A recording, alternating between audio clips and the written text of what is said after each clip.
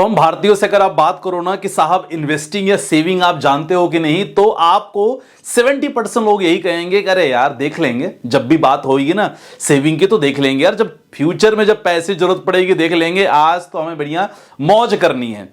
ये स्टेटमेंट काफी लोगों से आता है। जब आप स्टडी करोगे, गूगल करोगे ना, 70% ऐसे लोग हैं जो इन्वेस्टिंग के नाम पे उनके पास इमरजेंसी फंड भी नहीं रहता, सोचो। और जब एज 40-45 क्रॉस होने लगती है और ये ऐसा दौर होता है ना कि जब जिंदगी आपको एक आखिरी मौका देती है कि अगर इस मोड़ पे आपने निवेश नहीं स्टार्ट किया ना तो फिर पछताने के अलावा कोई ऑप्शन नहीं है, क्योंकि बाकी लोग तो ऑलरेडी लाइन में खड़े हैं आपको गाली देने के लिए कि तूने जिंदगी में किया क्या है। बड़ी कड़वी बात आपके सामने डिस्कस करने वाला हूं, क्योंकि एज ऐसी एज के बारे में डिस्कस करूंगा 40-45-50 एज, जहां लगता है कि यार लाइफ में अब हमने क्या किया है, कैसे निवेश प्लान करेंगे, क्योंकि मार्केट को देख के लोगों को डर लगता है कि भाई कैसे करें। तो इस वीडियो में आपको कंप्लीट आपके इन्वेस्टमेंट को डाइवर्सिफाई करूंगा और कोशिश करूंगा कि मिनिमम से मिनिमम ऐसा कौन सा अमाउंट से आप निवेश स्टार्ट करो सो दैट जब भी आपके रिटायरमेंट किए जाती है तब तक आपके पास एक अच्छा खासा फंड शुरू होने वाला है, फंड चालू हो जाएगा। मतलब आप लोगों के सामने नजर तो मिला पाओगे कि नहीं हमने कुछ तो बनाया है। तो स्वागत, वंदन, अभिनंदन, आज की वीडियो में स्वागत करता हूं आपका। स्टार्ट करते हैं। देखो, सबसे पहले इंपॉर्टेंट है कि अगर आपकी 40-45 क्रॉस हो गई है एज, मान लो 45 हो गई है, मैं एज्यूम कर रहा हूं कि आप लगभग 30-35 हजार रुपए महीने का कमा पा रहे होगे।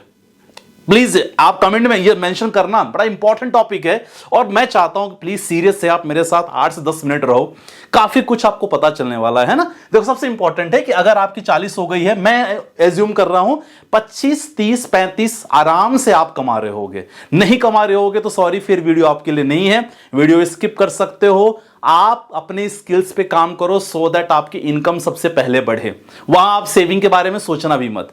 तो सबसे कम 40 की एज और लगभग 25,000 से 35,000 आपकी सैलरी, ठीक है ना। मैंने क्या कहा, अगर नहीं है तो you have to work on your skills.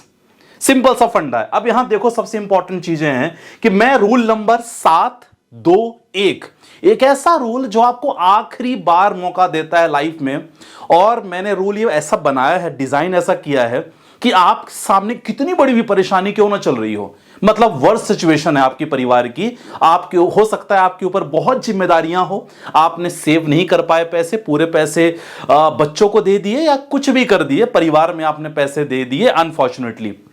अब ऐसे केसेस में रूल नंबर 7-2-1 में ही कहता हूं कि चलो ठीक है, आपकी इनकम कुछ भी हो सकता है 50,000 हो, 60,000 हो, 70,000 हो। मैं ऐसा मान रहा हूं कि 70% आपका पैसा घर के खर्च में चला जा रहा है। सोचो 70% बहुत बड़ा अमाउंट होता है यार। मतलब मैं, आप समझ रहे हो, गिरी से गिरी हालत की बात कर रहा हूं मैं। अब जो लोग बहानेबाजी करते हैं कि मैं पैसे नहीं बचा पाता हूं या मैं पैसे इन्वेस्ट नहीं कर पाता, उनके लिए बहुत इंपॉर्टेंट है ये। अब देखो, आप सिंपल 70% में आपको बोल रहा हूं कि भैया कोई बात नहीं, घर खर्चा, बिजली का, दवाई का, बच्चों के फीस का, पूरा कोई दिक्कत नहीं है। उसमें से आप चलो, आपकी सैलरी का 70% चला गया। दूसरा 20% भाई साहब, अचानक श्रीमती जी कहती हैं कि भैया दिवाली आने वाली है, हमें बड़ा फ्रिज चाहिए, दिवाली आने वाली है, घर का कुछ काम करवाना है, ये डिमांड अचानक से आएगी। और जब आती है तो दिमाग की बत्ती गुल हो जाती है। कमेंट में मेंशन करना कि गुल हो जाती ही कि नहीं, क्योंकि अचानक से डिमांड आएगी आपके पास। अब ये 20% जो आपका होगा, ये अचानक से खर्चा होता है। मैं मानता हूं कि ऐसा होता ही हर घर में, तो आप 20% बचा के रखो, कोई बात नहीं। मैं क्या कह रहा हूं, केवल 10% इतना तो बचा सकते हो ना। अगर देखो, मेरी वीडियो के माध्यम से, मुझे नहीं मालूम कि कितने लोगों की बत्ती यहां जलेगी, लेकिन एक की भी जल गई तो मेरा वीडियो का तात्पर्य हो जाएगा। क्योंकि जब आपके सामने वीडियो आ रही है, मतलब मैं ट्रैवलिंग कर रहा हूं, मैंने नॉर्मल वीडियो आपके सामने बनाई है ना। तो ये समझो चीज को ले, मैं क्या बोल रहा हूं, 10% केवल।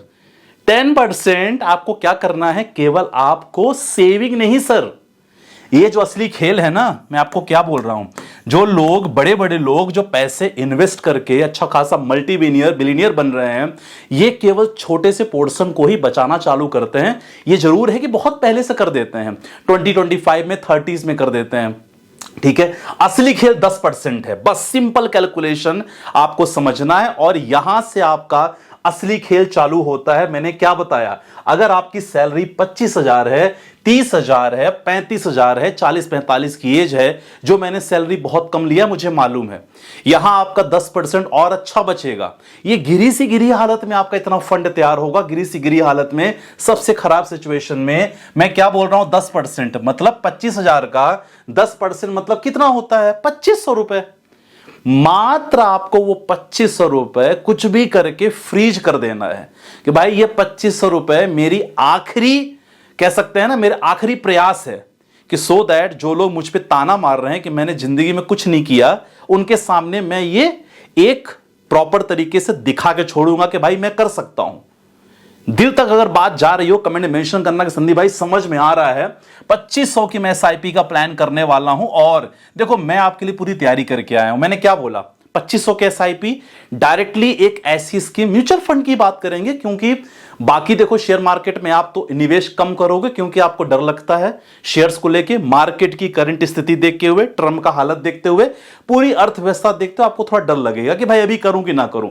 जो नहीं करना चाहिए, डरना नहीं चाहिए, है ना। बहुत अच्छा मौका है निवेश करने का, लेकिन सबसे सेफ अगर बात करना चाहो, लॉन्ग टर्म की बात करेंगे, नॉट शॉर्ट टर्म। ध्यान रखना, म्यूचुअल फंड्स में देखो मैंने 3 फंड आपके सामने मेंशन कर दिया है, एग्जांपल के लिए है केवल। इसको आप ये मत सोचो कॉपी भी कर सकते हो, लेकिन एग्जांपल के लिए स्मॉल कैप, मैंने एक स्मॉल कैप की कैटेगरी का फंड लिया, एक मिड कैप कैटेगरी का फंड लिया, एक फ्लैक्सी कैप कैटेगरी का फंड लिया।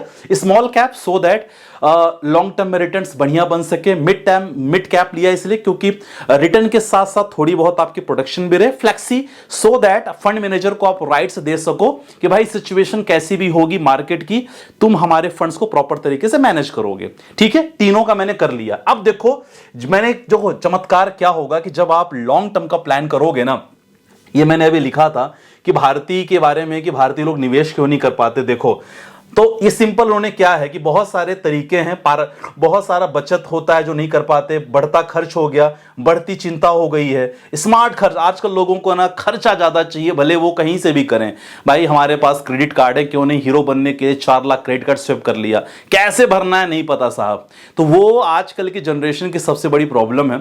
ठीक है, उसके बारे में तो बहुत बड़ा टॉपिक है, वो अलग है। लेकिन जब आप छोटी सी कैलकुलेशन करते हो, निवेश करते हो, मैंने छोटा सा एक एज्यूम किया है, कैलकुलेशन करने की कोशिश की है, ये रिटर्न्स बढ़ भी सकते हैं, ये रिटर्न थोड़े कम भी हो सकते हैं। मैंने एवरेज लिया है कि तो मंथली हम प्लान कर रहे हैं 2,500 की मंथली एसआईपी आप प्लान कर रहे हो कितने सालों के लिए, क्योंकि आप अगर 35-40 या 40 से भी स्टार्ट करते हो तो 60-65 तक तो करना ही पड़ेगा।